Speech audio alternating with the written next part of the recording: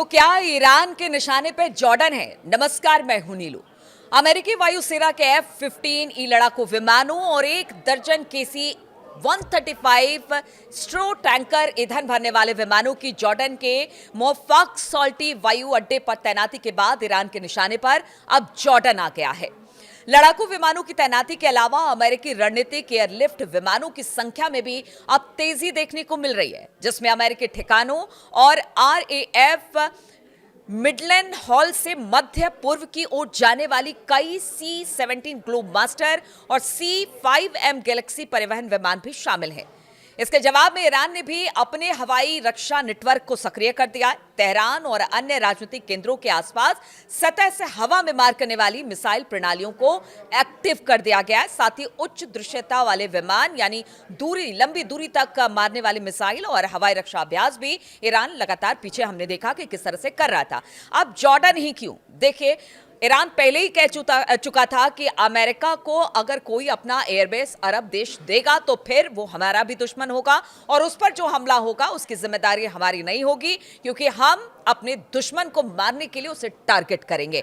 अब देखिए, सऊदी अरब की बात कर ली जाए या कतर की बात कर ली जाए, उन्होंने अपनी धरती से किसी तरह से अमेरिकी सैन्य कार्रवाई को लेकर मना कर दिया। लेकिन जॉर्डन में लगातार हम देख रहे हैं कि किस तरह से अमेरिकी विमानों का जमावड़ा लग रहा है। वहां पर लड़ाकू विमान एक एक कर आ रहे हैं, लगातार डिप्लॉयमेंट हो रहा है। और खास तौर पर अगर बात की जाए ईरान और जॉर्डन की, तो जॉर्डन से ईरान की दूरी मात्र 900 किलोमीटर के आसपास बताई जा रही है, जहां से अमेरिका को ईरान पर हमला करने में आसानी होगी। इसीलिए लगातार जॉर्डन में जिस एयरबेस का इस्तेमाल अमेरिका करता है, वहां पर अपनी सैन्य ताकत और सैन्य गतिविधियों को लगातार अमेरिका बढ़ाता चला आ रहा है और वहां पर सैनिक जमावड़ा बढ़ रहा है। और यही बात ईरान को खटक रही है, इसलिए वो अब खुलेआम धमकी दे रहा है कि हमारा निशाना जॉर्डन हो सकता है और जॉर्डन को इसका खामियाजा उठाना पड़ सकता है।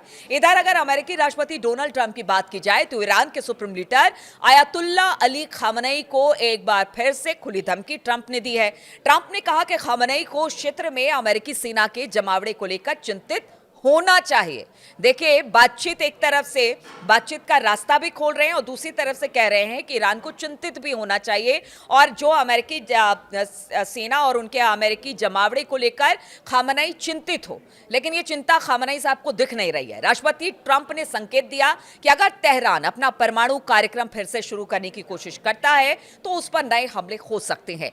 ट्रंप की धमकी ऐसे समय में आई है जब वॉशिंगटन और तेहरान इस हफ्ते यानी कल की अगर बात की जाए, शुक्रवार की बात की जाए, तो ओमान के मस्कट में परमाणु बातचीत फिर से शुरू करने वाले हैं। पहले ये इस्तांबुल में होने वाला था, लेकिन कुछ ऐसी बातें ईरान ने सामने रखी जिसके बाद कहा यह जा रहा है कि हो सकता है ये ओमान के मस्कट में हो। और मस्कट को लेकर आप एक तरह से कह लीजिए कि ये बातचीत जो है वो वहीं पर होनी अब तय मानी जा रही है।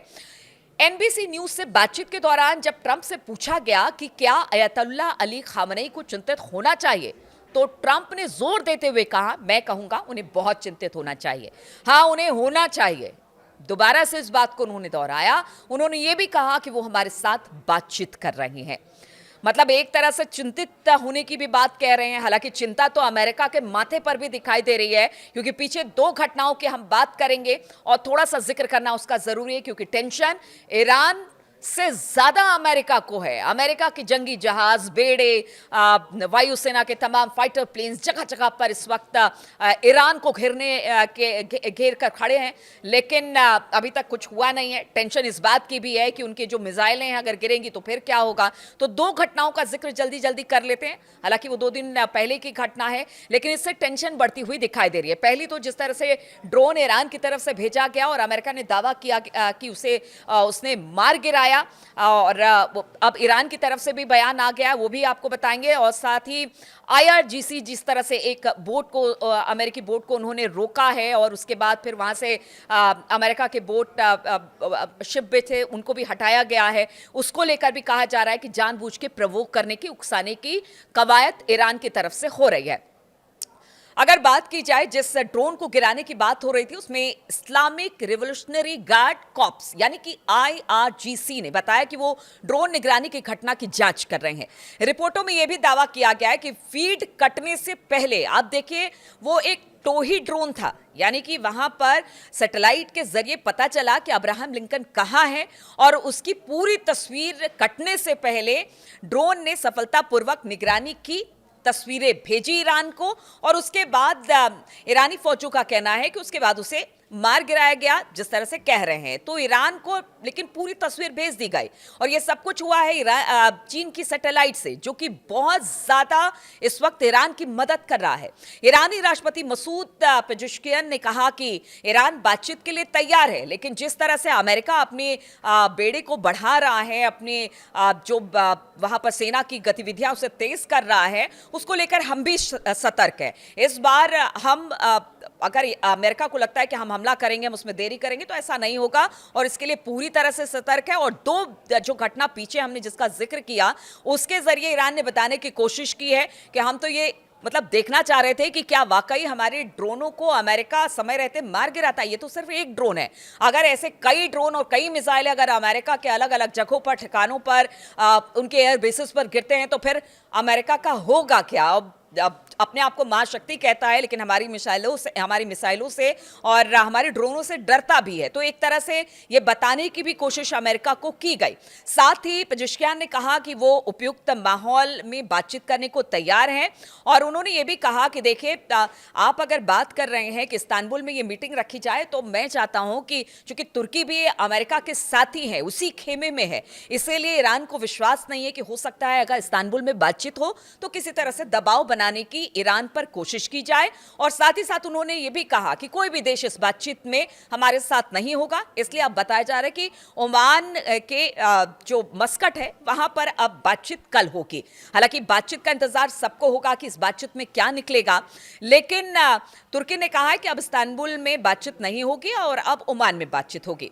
इधर ईरान अमेरिका के बीच बढ़ते तनाव के बीच ईरानी राष्ट्रपति मसूद पेजेश्कियान ने कहा कि अमेरिका के साथ परमाणु वार्ता शुरू करने का हम चाह रहे हैं कि इस पर बातचीत की जाए, लेकिन ईरान ने कहा कि वो अमेरिका के साथ तनाव कम करने के लिए क्षेत्र के देशों द्वारा पेश की गई राजनयिक प्रक्रियाओं की जांच कर रहे हैं।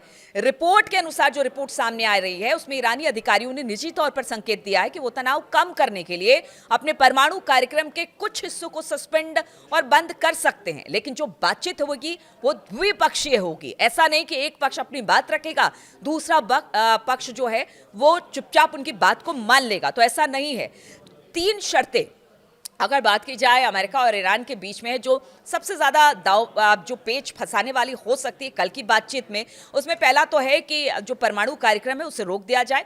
इसके लिए ईरान भी तैयार है कि ठीक है वो अपने परमाणु कार्यक्रम पर बातचीत कर सकता है, लेकिन जहाँ तक मिसाइल बनाने की बात है या फिर उसको जमा करने, संरक्षित करने की बात है, तो इस पर उनका कहना है कि वो इस बात को नहीं मानेंगे। ये देश रक्षा के हिसाब से ठीक नहीं है, क्योंकि पीछे इतिहास जो कहता है कि अगर गद्दाफी की बात की जाए या फिर सद्दाम हुसैन की बात की जाए, जैसे ही उन्होंने हथियार छोड़ा क्या हाल हुआ, इस बात को ईरान उसने देखा, माना और जाना, और इसी वजह से वो कह रहा है कि वो अपने मिसाइलों को तो नहीं छोड़ेगा, उसे बनाना बंद नहीं करेगा। लेकिन अमेरिका के सामने यही सबसे बड़ी समस्या है कि अगर लॉन्ग रेंज की बैलिस्टिक मिसाइलें अगर ईरान इसी तरह से बनाता है तो जो आसपास के क्षेत्र हैं, खासतौर पर इजराइल के लिए ये एक बड़ी समस्या बन सकती है और हमेशा के लिए ये खतरा उसके सिर पर मंडराता रहेगा कि अगर उसकी तरफ से किसी तरह की सैन्य कार्रवाई हुई तो फिर ईरान इन्हीं बैलिस्टिक मिसाइलों से इसका जवाब देगा। इसलिए ईरान इस पर कोई समझौता करना नहीं चाहता है। अब देखना होगा जब बातचीत के मंच पर ये दोनों देश आमने सामने बैठते हैं तो क्या बातचीत सकारात्मक रूप से आगे बढ़ती है, क्योंकि ट्रंप तो पहले ही धमकी दे रहे हैं, बातचीत से पहले भी धमकी देते हैं, बातचीत के बाद भी धमकी देते हैं, और देखना होगा कि बातचीत कितनी ज्यादा सकारात्मक होती है, क्योंकि उनका कहना है कि अगर बातचीत नहीं तो फिर हमला शुरू। लेकिन इस बार ईरान ने भी कह दिया है कि बातचीत सिर्फ आपकी शर्तों पर नहीं होगी, द्विपक्षीय बातचीत होगी, हमारे शर्तों पर होगी। और साथ ही साथ उसने ये भी कहा है कि अगर अमेरिका अगर अमेरिका हमला करता है तो हमारी इतनी मिसाइलें, इतनी ड्रोनें गिरेंगी कि फिर अमेरिका और उनके जंगी जहाज़ों को या फिर उनके सैन्य ठिकानों को बचाना मुश्किल हो जाएगा। और यही अमेरिका के लिए चिंता है, इसलिए बातचीत का रास्ता, धमकी का रास्ता सब ट्रंप ने खोल रखा है। और वो यही चाहते हैं कि अगर बातचीत से बात बन जाए तो ठीक है, वरना एक बार फिर से पूरे खाड़ी देशों में अशांति और इसका असर पूरी दुनिया पर देखने को मिलेगा। इसलिए जो जानकार है वो भी मानते हैं कि नहीं, इस वक्त बातचीत ही एक अच्छा रास्ता है। लेकिन जिस तरह से दोनों तरफ से तनातनी इस वक्त बनी हुई है, अपनी अपनी बातों को लेकर वो अड़े हुए हैं, उसे देखकर लगता है कि क्या बातचीत वाकई रंग लाएगी या बातचीत यहां पर धराशायी हो जाएगी। लेकिन जहां तक जॉर्डन की बात है, जहां पर जो उसके एयर बेसेस हैं, जहां पर लगातार सैन्य जमावड़ा अमेरिका बढ़ाता चला जा रहा है, वो ईरान के लिए टेंशन न भरा है। इसलिए ईरान ने कहा है कि अगर किसी तरह से कोई भी हरकत अगर जॉर्डन के एयरबेस से होती है तो फिर जॉर्डन को भी निशाना बनाया जाएगा और इसका खामियाजा जॉर्डन को उठाना पड़ेगा।